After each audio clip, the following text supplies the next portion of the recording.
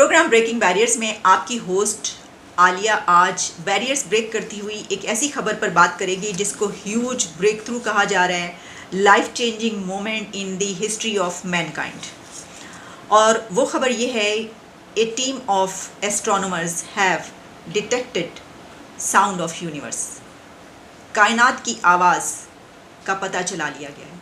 कायनात की एक आवाज़ है, वो आवाज़ कैसी है उसको तलाश कर लिया गया है, ढूंढ निकाला गया है। ये कैसे हुआ और किसने ये किया? तो देखिए, इसमें काम करने वाले साइंटिस्ट 190 थे, यानी 190 साइंसदानों ने और एस्ट्रोनॉमर्स ने इस डिस्कवरी में हिस्सा लिया है। और खुशी की खबर ये है कि इन एस्ट्रोनॉमर्स और साइंटिस्टों में हमारे रीजन के भी कुछ लोग शामिल थे। वो कौन से तालीमी इदारों से पढ़े हुए थे और कहाँ से उनका ताल्लुक़ है और वो कौन है, इससे पहले कि हम आपको ये बताएं तो पहले आपको ये बताते हैं कि ये जो कायनात की आवाज़ अब डिस्कवर कर ली गई है, ये क्या है और कैसी है। देखिए, आप जानते हैं कि ग्रेविटेशनल वेव्स को पहली मर्तबा 1915 में आइंस्टाइन ने प्रिडिक्ट किया था और उसके 100 साल के बाद 16 में ग्रेविटेशनल वेव्स को पहली मर्तबा डिटेक्ट किया गया।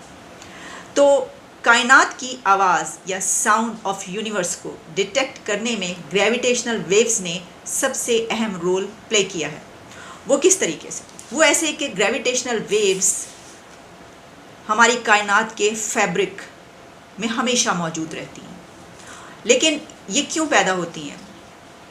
साइंटिस्ट ये बताते हैं कि ग्रेविटेशनल वेव्स के पैदा होने की वजह गैलेक्सीज़ के आपस में टकराने, टूटने, बिखरने, पैदा होने और ब्लैक होल्स के टकराने या मर्ज होने की बिना पर ग्रेविटेशनल वेव्स पैदा होती हैं। साइंटिस्ट ये भी कहते हैं कि everything is shrinking and expanding continuously in this universe. और दुनिया एक नहीं है, कायनात एक नहीं है। अब तो नज़रिया ये है मल्टीवर्स, यानी ये कि कई कायनातें एक साथ। अगर हम इस कायनात में इस जगह पर मौजूद हैं तो हम किसी और जगह भी मौजूद हैं। अगर 1000 कायनातें हैं तो हम 1000 जगह पर मौजूद हैं। लेकिन अगर हमने इसके ऊपर बात करना शुरू की तो ये एक और नज़रिया है, तो हम किसी और तरफ निकल पड़ेंगे। अभी हम बात करेंगे कि हम कैसे समझें कि कायनात की आवाज़ कैसी है या उसको कैसे डिटेक्ट किया गया, या कायनात की आवाज़ क्यों है।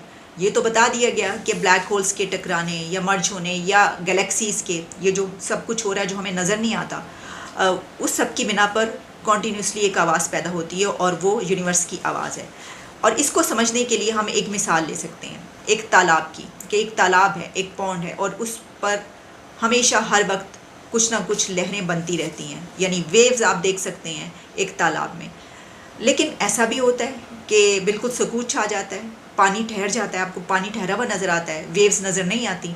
लेकिन अगर बारिश हो रही होगी, यानी उस तालाब पे, उस पॉन्ड पे बारिश के कतरे गिर रहे होंगे, कनियाँ गिर रही होंगी बारिश पर, तो फिर आपको वेव्स कॉन्टीन्यूसली नज़र आएंगी। फिर ऐसा नहीं हो सकता कि पानी में लहरें बनना बंद हो जाएं, वो मुसलसल बनती रहेंगी। इसकी वजह यह है कि उनके ऊपर बारिश गिर रही है। तो आप इसको ऐसे समझ सकते हैं कि कायनात में जो तब्दीलियां हो रही हैं की बिना पर ये वेव्स वहाँ पर भी पैदा होती हैं, जिनको ग्रेविटेशनल वेव्स कहा जाता है। और ये हमेशा चलती रहती हैं, कभी रुकती नहीं। और इन वेव्स की आवाज़ को कायनात की आवाज़ कहा जाता है, जिसको अब डिटेक्ट कर लिया गया है। This universe sound is due to gravitational waves rippling across space time, distortions combined together to form of gravitational waves. That is what call is humming that is always exist. यानी ये जो humming है, कहा यह जा रहा है कि ये जो आवाज़ है ये हम की है। अब मैंने ढूंढने की कोशिश की कि ये आवाज़ मुझे कहीं पर मिल सके, लेकिन मेरा ख्याल है कि इसको इसी तरीके से अभी सामने शायद नहीं लाया गया।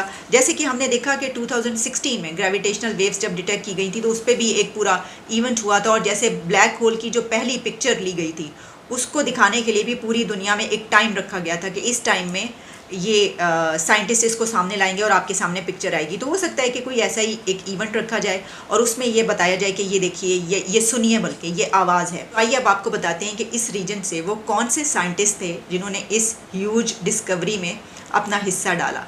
तो यकीनन आप जान गए होंगे, पाकिस्तान से तो कोई ऐसे साइंटिस्ट हो नहीं सकते, हमारे पास साइंटिस्ट हैं ही कितने। और जो बड़े बड़े साइंटिस्ट थे वो तो चले गए, लेकिन 190 साइंटिस्टों में बड़ी तादाद इंडिया के साइंटिस्टों की थी। और इसमें जिन तालीमी इदारों से उनका ताल्लुक़ है उनके नाम भी हैं। कहा जा रहा है कि Indian scientist from NCRA Pune, TIFR Mumbai, IIT, IISER, RRI और कई ऐसे तालीमी इदारे के वहाँ के नौजवानों ने इसमें हिस्सा लिया और कंट्रीब्यूट किया। तो ये डिस्कवरी इंडिया के साइंटिस्टों के नाम भी जाती है।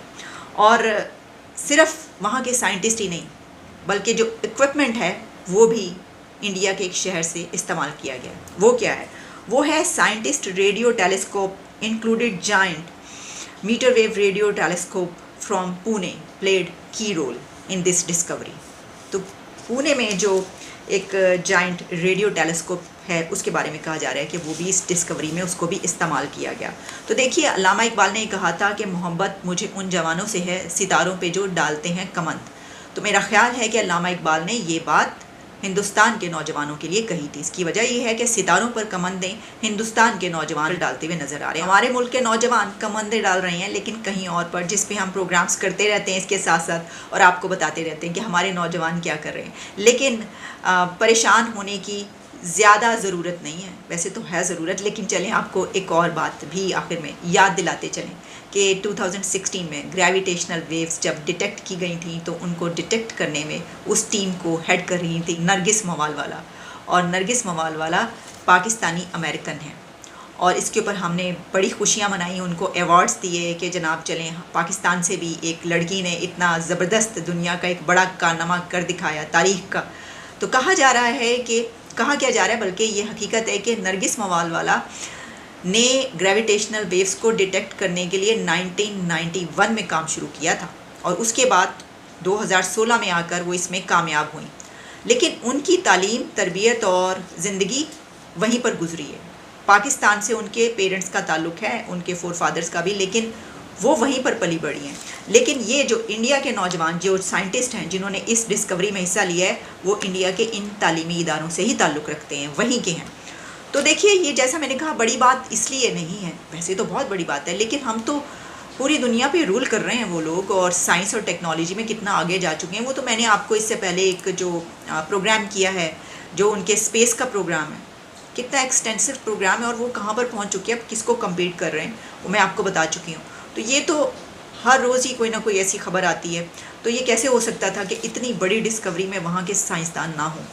तो हो सकता है कि पाकिस्तान का भी कोई साइंटिस्ट उसमें हो, और मुझे ऐसा नज़र नहीं आया क्योंकि यहाँ पर तो देखिए रिपोर्ट ही बहुत कम किया जाता है ना। ये वैसे तो ये ज़्यादा इंटरनेशनल मीडिया पर नज़र आ रही है खबर। अब अगर आप देखें ना, और वो भी ऐसे कि जो स्पेस या साइंस से ताल्लुक़ रखने वाले ऐसे चैनल्स हैं उनके पर आपको ऐसी ज़्यादा खबरें मिलती हैं। लेकिन इस कॉन्सेप्ट पे बहुत सारी मूवीज़ भी आपको मिलेंगी, हो सकता है आपने देख रखी हो। जैसे कि अगर हम टाइम एंड स्पेस पर या टाइम ट्रैवल पर मूवीज़ देखना चाहें तो इंटरस्टेलर बहुत ज़बरदस्त कमाल की एक फ़िल्म है, फिर इंसेप्शन है, फिर एटोनमेंट है, फिर मैनिफेस्ट है। नेटफ्लिक्स पे आपको काफ़ी ऐसी मूवीज़ मिल जाएंगी। और देखें, ये जो एक कॉन्सेप्ट है इस पे से बहुत सारे जो हैं वो नज़रियात जुड़े हुए हैं ना, time travel, time and space, universe का एक्सपेंड करना, और जैसे बात की जाती है कि मल्टीवर्स यानी एक कायनात नहीं है, ये तो मुसलसल ज़्यादा होती चली जा रही हैं कायनातें, और 1000 कायनातें हैं तो हम 1000 जगह पर मौजूद हैं। यानी मैं अगर इस वक्त आपके लिए इस कायनात में ये प्रोग्राम कर रही हूँ तो हो सकता है मैं किसी दूसरी कायनात में भी मौजूद हूँ 1000 जगह पर। तो फिर सोचने की बात यह है कि वहाँ पर फिर आप भी इसी तरीके से मुझे देख रहे होंगे, मेरा प्रोग्राम। तो जब हम इस सवाल पर आते हैं कि इसका मकसद क्या हुआ, तो बहुत से लोग ऐसे भी होंगे कि जिनको ये यूज़लेस लगेगा कि ये क्या बात हुई कि हम 1000 जगह पर एक ही तरह के काम कर रहे हैं। तो ऐसा भी हो सकता है कि कुछ मुख्तलिफ कर रहे हो। और इसमें हम इसको ऐसे भी देख सकते हैं कि इस वक्त हम जिस रेल में मौजूद हैं, क्या हम दूसरी कायनात में भी इसी रेल में होंगे या हम किसी और रेल में होंगे? इससे भी बहुत फ़र्क पड़ता है ना। लेकिन प्रॉब्लम यह है कि हम इस वक्त जिस रेल में मौजूद हैं, अगर हम सिर्फ इसी की जानते हैं और कुछ नहीं जानते, तो हो सकता है कि हम इससे किसी हायर रेल में हों, किसी और कायनात में। क्या ऐसा मुमकिन हो सकता है? इसके बारे में भी हमें नहीं पता। ये सारी जो मैंने ये नज़रियात की बात की और ये जो अब नई चीज़ें साइंस हमारे सामने आती है, इसको जानने के लिए भी ये इस तरह की डिस्कवरीज जो हैं वो फिर बहुत अच्छे रिजल्ट्स देती हैं। यानी इसको लेकर जब चलेंगे साइंटिस्ट तो वो आगे और बहुत सा ऐसा कुछ डिटेक्ट करेंगे और डिस्कवरीज करेंगे जिससे जो हमारे जहनों में ये वाले सवाल आते हैं इनका भी हमें कोई ना कोई जवाब मिल सकेगा, हल निकलेगा। तो बस ऐसा ही है। कायनात को भी सही तरीके से जो है वो नहीं जान सके, जैसा कि कहा जाता है। ऐसे काफ़ी तो नहीं लेकिन एक दो साइंटिस्ट ऐसे हैं, शायद आइंस्टाइन ने भी ये बात कही थी, और जो एक और मिचियो काकू हैं साइंटिस्ट, वो भी ये कहते हैं कि अगर आपने इस यूनिवर्स को जानना है या हकीकत तक पहुंचना है तो उसके आपने दूसरी कायनात तक पहुंचना है तो उसके लिए क्वांटम फिज़िक्स का आप सहारा ले सकते हैं। और क्वांटम फिज़िक्स के साथ जुड़ा हुआ है मेडिटेशन का कॉन्सेप्ट भी, और थर्ड आई का कॉन्सेप्ट भी, और बहुत से ऐसे दूसरे कॉन्सेप्ट में हम अगर इस पे शुरू होंगे तो बहुत आगे कहीं और निकल जाएंगे। मेरा ख्याल है कि इसको बहस को किसी और दिन के लिए उठा रखते हैं। चलिए इजाज़त दें, मिलते हैं दोबारा इसी स्पेस एंड टाइम में और इसी रियल में। इजाज़त दें।